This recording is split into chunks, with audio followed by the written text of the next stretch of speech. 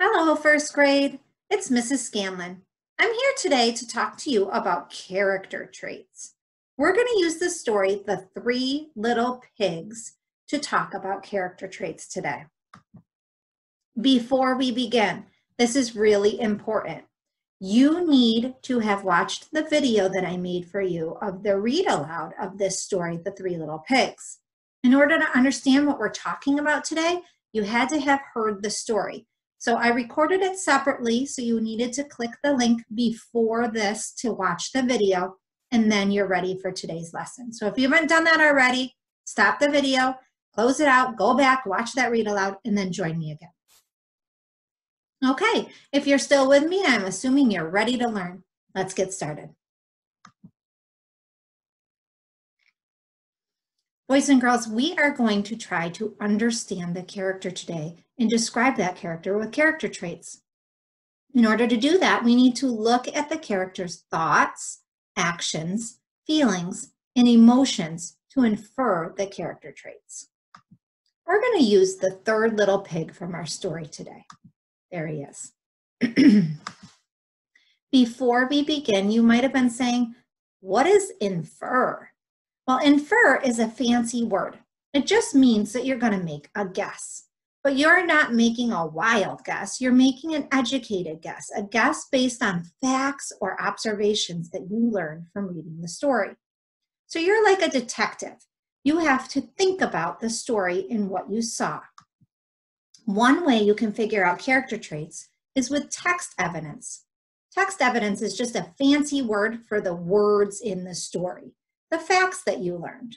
So let's use the words from the story and get some text evidence and think about character traits together. Here's the first page of our story.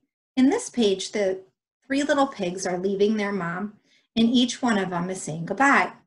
On the bottom, I have highlighted. One was a smart little pig who remembered that the wolf was always about. Well, it told us the adjective smart right away. So I already know he's a smart pig. Another word for when somebody's smart is you could say they are intelligent. Good. Another thing I noticed is that it says he remembered that the wolf was always about. If he's remembering that fact, he must be careful with his actions. He's thinking about what he does before he does them because he knows that wolf's going to be around. Let's take another look at a different page. On this page, his first and second little brothers have already made their houses, but the third little pig waited. It says, the third little pig waited until a peddler hauling bricks came along. Now, if he was willing to wait a little while, I would say he is patient. Another thing I noticed on this page were the words, please, sir. If he's speaking to the peddler using his manners, saying please, he must be a very respectful pig. On this page, the first and second little pig's houses have already been blown down. And he's trying to blow down the third little pig's house, but he's getting frustrated because he just can't do it. So he's on to his next little plan to try to get the pig out of his house. So he's asking him for all these adventures outside of the house to try to trick him so he could eat him. At the bottom of the page, I highlighted some words in red. Let's read this page. At 8 o'clock, the wolf came to the house. Are you ready to go to the turnip field, little pig? He called, smacking his lips. Oh, I went an hour ago, answered the little pig. Now, he already left and went before the pig had told him to go. This pig must be tricky.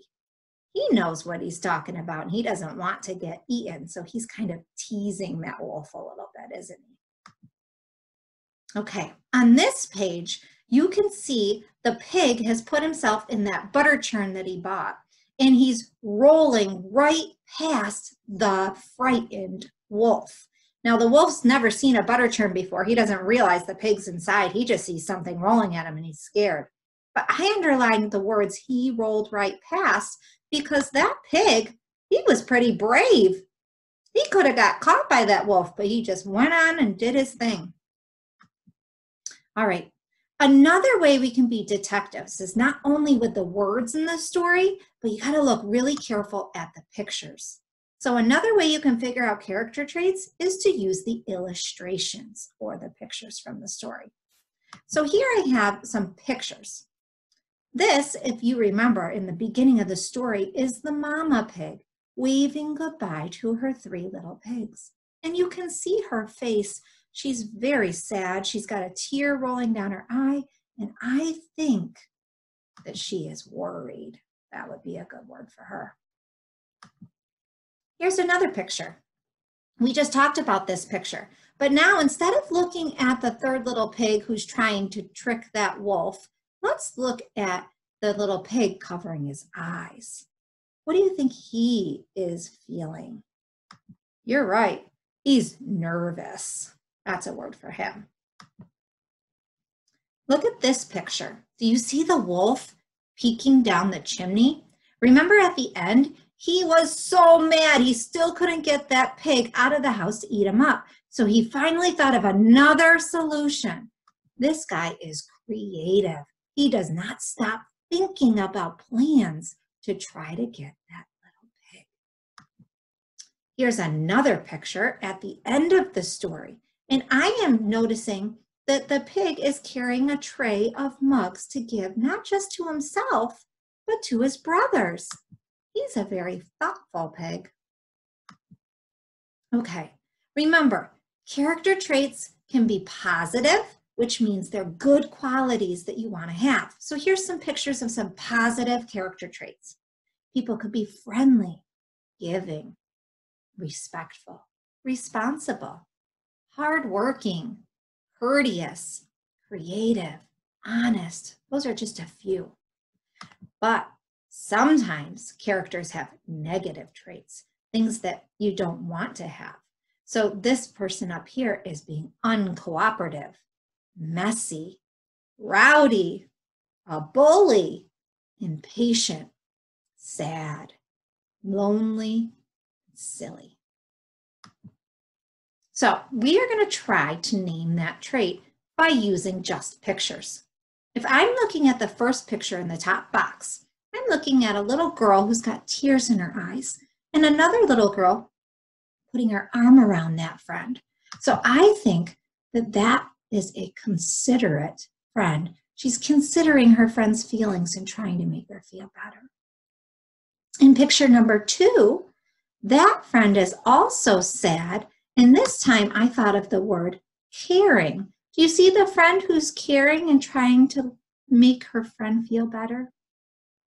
In the next picture, these boys are climbing a mountain. Wow, I'd say they are adventurous. If somebody wins a medal, that must mean they were hardworking in order to earn that award. The ones in the middle are both happy and they have their hands around each other. I'd say they're friendly. If somebody is giving something to somebody else, that's pretty generous. Here this boy is running. I could say he's athletic. These friends are bowing to each other. That is respectful. And watering the flowers is a very nurturing thing to do or respectful. So I want you to give this a try. I have a different page called Name That Trait that I have included for you to upload.